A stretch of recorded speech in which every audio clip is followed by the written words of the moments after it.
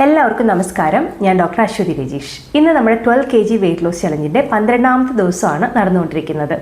ഇന്ന് നമ്മൾ ഡിസ്കസ് ചെയ്യാൻ പോകുന്നത് മുളപ്പിച്ച പയറിൻ്റെ ഗുണങ്ങളെക്കുറിച്ചാണ്.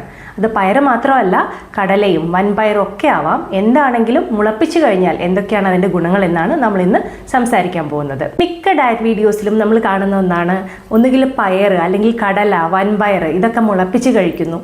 അത് പച്ചയ്ക്ക് കഴിക്കുന്നവരുണ്ട്, സ്റ്റീം ചെയ്ത് കഴിക്കുന്നവരുണ്ട്, സാലഡ്സ് ആക്കി കഴിക്കുന്നവരുണ്ട്. ഇങ്ങനെ പല രീതിയിൽ സ്പ്രൗട്ട്സുകൾ ധാരാളമായിട്ട് ഉപയോഗിക്കുന്നത് ഈ ഒരു കാലഘട്ടത്തിൽ വളരെ കൂടുതലായിട്ട് നമ്മൾ കണ്ടുവരുന്നുണ്ട്.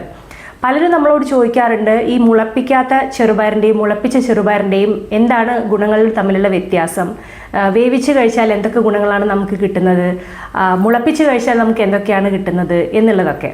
സോ ഇന്ന് നമ്മൾ 100 ഗ്രാം വേവിച്ച ചെറുപയറിൻ്റെയും 100 ഗ്രാം മുളപ്പിച്ച ചെറുപയറിൻ്റെയും ഗുണങ്ങൾ അഥവാ ന്യൂട്രിറ്റീവ് വാല്യൂസ് നമുക്ക് കമ്പയർ ചെയ്തിട്ട് ഒന്ന് നോക്കാം. നമ്മുടെ ടോപ്പിക്ക് വെയിറ്റ് ലോസ് ആയതുകൊണ്ട് തന്നെ നമുക്ക് ഏറ്റവും ഇമ്പോർട്ടൻസ് കാലറീസിന് കൊടുക്കാം. സോ ആദ്യം നമുക്ക് ഇതിൽ രണ്ടിലുള്ള കാലറീസ് എത്രയാണെന്നൊന്ന് കമ്പയർ ചെയ്ത് നോക്കാം. വേവിച്ച ചെറുപയറാണെങ്കിൽ അതിൽ ഏകദേശം 105 കിലോ കാലറീസ് ആണ് അടങ്ങിയിട്ടുള്ളത്. മുളപ്പിച്ച ചെറുപയറിൽ 30 മുതൽ 32 കിലോ കാലറീസ് ആണ് അടങ്ങിയിട്ടുള്ളത്. അപ്പോൾ അങ്ങനെ വെച്ച് നോക്കുമ്പോൾ ഏകദേശം 3 ഇരട്ടിയോളം കാലറീസ് കൂടുതൽ വേവിച്ച ചെറുപയറിലാണ്. അതുകൊണ്ട് തന്നെ നമുക്ക് വെയിറ്റ് ലോസിൻ്റെ കാര്യത്തിൽ സെലക്ട് ചെയ്യാൻ പറ്റുന്നത് മുളപ്പിച്ച ചെറുപയറാണ്. ഇനി നമുക്ക് പ്രോട്ടീൻ കമ്പയർ ചെയ്ത് നോക്കാം. വേവിച്ച ചെറുപയറിൽ ഏകദേശം 7 ഗ്രാം പ്രോട്ടീനും അതേസമയം മുളപ്പിച്ച ചെറുപയറിൽ 3 ഗ്രാം പ്രോട്ടീനും ആണ് അടങ്ങിയിട്ടുള്ളത്. അപ്പോൾ നമുക്ക് പ്രോട്ടീനിന് വേണ്ടിയാണ് നിങ്ങൾ ചെറുപയർ കഴിക്കുന്നതെങ്കിൽ വേവിച്ച് കഴിക്കുന്നതാണ് നല്ലത്. ഇനി കാർബോഹൈഡ്രേറ്റ്സിനെ കമ്പയർ ചെയ്യാം. കാർബോഹൈഡ്രേറ്റ്സിൻ്റെ അളവ് നോക്കിക്കഴിഞ്ഞാൽ വേവിച്ച ചെറുപയറിൽ 19 ഗ്രാമും അതേസമയം മുളപ്പിച്ച ചെറുപയറിൽ 6 ഗ്രാമുമാണ് കാർബോഹൈഡ്രേറ്റ്സിൻ്റെ അളവ് വരുന്നത്. അപ്പം നമ്മൾ വെയിറ്റ് ലോസ് ആണ് പ്രിഫർ ചെയ്യുമെങ്കിൽ കാർബോഹൈഡ്രേറ്റ് കുറഞ്ഞിട്ടുള്ളതാണല്ലോ നമ്മൾ സെലക്ട് ചെയ്യുന്നത്. അങ്ങനെ വെച്ച് നോക്കുമ്പോൾ നമുക്ക് ഏറ്റവും ബെറ്റർ മുളപ്പിച്ച ചെറുപയർ തന്നെയാണ്. ഇനി നമുക്ക് ഇതിലുള്ള ഫൈബർ കണ്ടന്റ് എത്രയാണെന്ന് നോക്കാം. വേവിച്ച ചെറുപയറാണെങ്കിൽ അതിൽ 7.6 ഗ്രാം ഫൈബേഴ്സാണ് അടങ്ങിയിട്ടുള്ളത്. അതേസമയം മുളപ്പിച്ച ചെറുപയറിൽ 1.8 ഗ്രാംസ് മാത്രമേ ഫൈബർ അടങ്ങിയിട്ടുള്ളൂ. അപ്പം നിങ്ങൾ ഫൈബറിന് വേണ്ടിയിട്ടാണ് ചെറുപയർ കഴിക്കുന്നതെങ്കിൽ തീർച്ചയായിട്ടും വേവിച്ച ചെറുപയർ തന്നെ കഴിക്കാനായിട്ട് നോക്കുക. ഇനി അയേൺ, കാൽഷ്യം, മഗ്നീഷ്യം, പൊട്ടാസ്യം ഇവയുടെയൊക്കെ അളവെടുത്ത് നോക്കിക്കഴിഞ്ഞാൽ മുളപ്പിച്ച ചെറുപയറിനേക്കാൾ ഏകദേശം ഇരട്ടിയോളം അടങ്ങിയിട്ടുള്ളത് വേവിച്ച ചെറുപയറിലാണ്. ഇനി വൈറ്റമിൻ സിയുടെ കാര്യം നേരെ തിരിച്ചാണ്. വൈറ്റമിൻ സി വേവിക്കുമ്പോൾ നഷ്ടപ്പെടുന്നത് കൊണ്ട് തന്നെ വേവിച്ച ചെറുപയറിൽ ഒട്ടും തന്നെ വൈറ്റമിൻ സി ഇല്ല, ഏകദേശം 0 ആണെന്ന് തന്നെ നമുക്ക് പറയാം.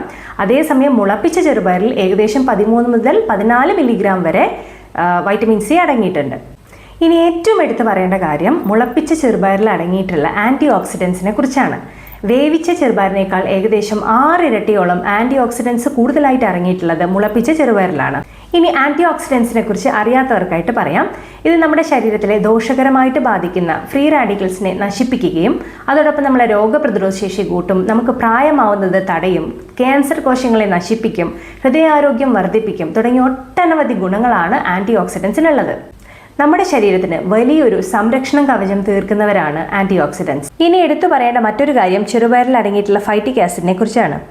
ഈ phytic acid iron, zinc, calcium, magnesium, protein ഇവയൊക്കെ ആയിട്ട് ബൈൻഡ് ചെയ്യുകയും ശരീരത്തിലേക്ക് ഇവ ആഗിരണം ചെയ്യപ്പെടുന്നത് കുറയ്ക്കുകയും ചെയ്യുന്നു.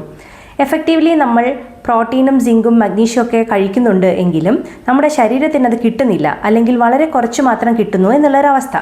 ഫൈറ്റിക് ആസിഡിൻ്റെ അളവ് കുറയ്ക്കാനായിട്ട് നമുക്ക് ചെയ്യാൻ പറ്റുന്നത് തലേ ദിവസം തന്നെ ചെറുപയർ കുതിർത്ത് വെച്ചിട്ട് പിറ്റേ ദിവസം ഉപയോഗിക്കുക എന്നുള്ളത് തന്നെയാണ്. നന്നായിട്ട് 2-3 തവണ വാഷ് ചെയ്യുമ്പോൾ തന്നെ നല്ല രീതിയിൽ ഫൈറ്റിക് ആസിഡ് ഡൈല്യൂട്ടായിട്ട് പോയിക്കോളും. ഇങ്ങനെ ആകുമ്പോൾ നമുക്ക് ഈ ഡൈജസ്റ്റീവ് ഇഷ്യൂസ് ഒന്നും തന്നെ ഉണ്ടാവുന്നതല്ല. ഇനി നമുക്കൊന്ന് കൺക്ലൂഡ് ചെയ്യാം. നിങ്ങൾക്ക് കൂടുതലായിട്ട് iron, calcium, magnesium, protein, fibre ഇതൊക്കെയാണ് ആവശ്യമെങ്കിൽ വേവിച്ച ചെറുപയർ എടുക്കുന്നതാണ് ഏറ്റവും നല്ലത്. അതേസമയം വൈറ്റമിൻ സിയും ആൻറ്റി ഓക്സിഡൻസും കൂടുതലായിട്ട് വേണമെങ്കിൽ മുളപ്പിച്ച ചെറുപയറാണ് നല്ലത്. ഏറ്റവും നല്ലത് രണ്ടും, അതായത് വേവിച്ച ചെറുപയറും മുളപ്പിച്ച ചെറുപയറും പല പല നേരങ്ങളിലായിട്ട് കഴിക്കുക എന്നുള്ളതാണ്. അപ്പോൾ രണ്ടും നിങ്ങളുടെ ഭക്ഷണത്തിൽ ഉൾപ്പെടുത്താനായിട്ട് നോക്കുക. വെറും മുളപ്പിച്ച ചെറുപയർ മാത്രമാകുമ്പോൾ നിങ്ങൾക്ക് കിട്ടേണ്ട പ്രോട്ടീനും ഫൈബറൊക്കെ അവിടെ ലോസ് ആവുകയാണ്. അതേസമയം ആൻറ്റി ഓക്സിഡൻസ് റിച്ച് ആണ് മുളപ്പിച്ച ചെറുപയർ, അതുകൊണ്ട് നിങ്ങൾക്ക് അത് കഴിക്കാം. എന്നാൽ അതിൻ്റെ കൂടെ വേവിച്ച ചെറുപയറും നമുക്ക് യൂസ് ചെയ്യാം. ഒരു കാര്യം കൂടി പറയാൻ വിട്ടുപോയി, മുളപ്പിച്ച ചെറുപയറിൽ സാൽമോണല്ല പോലുള്ള ബാക്ടീരിയകൾ വളരാൻ സാധ്യതയുണ്ട്. അതുകൊണ്ട് തന്നെ ഗർഭിണികൾ, ഇമ്മ്യൂണോ സപ്രസൻസ് കഴിക്കുന്നവർ, എന്തെങ്കിലും സർജറി ഒക്കെ അടുത്ത് കഴിഞ്ഞ ആളുകൾ, ഇവരൊക്കെ മാക്സിമം ഈ ഒരു മുളപ്പിച്ച ചെറുപയർ കഴിക്കാതിരിക്കാൻ നോക്കുക കേട്ടോ. കാരണം നമ്മൾ കഴിച്ച് എന്തെങ്കിലും അപകടമായി കഴിഞ്ഞാൽ അതും വളരെ ബുദ്ധിമുട്ടാണ്. അതുകൊണ്ട് അങ്ങനെയുള്ള ആളുകൾ കഴിക്കാതിരിക്കുന്നതാണ് നല്ലത്. അതേപോലെ ഇപ്പോൾ കാണുന്നൊരു ട്രെൻഡാണ്, നമ്മൾ എന്ത് നല്ലതാണെന്ന് പറഞ്ഞു കഴിഞ്ഞാലും പിന്നെ ഡെയിലി അത് തന്നെ കഴിക്കാം. അതും ശരീരത്തിന് ദോഷകരമാണ് കേട്ടോ. നമ്മൾ പറയില്ലേ, അധികമായാൽ അമൃതം വിഷം എന്ന് പറയില്ലേ, അതേപോലെ തന്നെ ഒരേ സാധനം ദിവസവും നിങ്ങൾ കഴിക്കേണ്ട ആവശ്യമില്ല. പകരം എത്രയോ സാധനങ്ങൾ നമുക്ക് കഴിക്കാനുണ്ട്. അപ്പം മാറി മാറി ഓരോന്നായിട്ട് ട്രൈ ചെയ്യാം.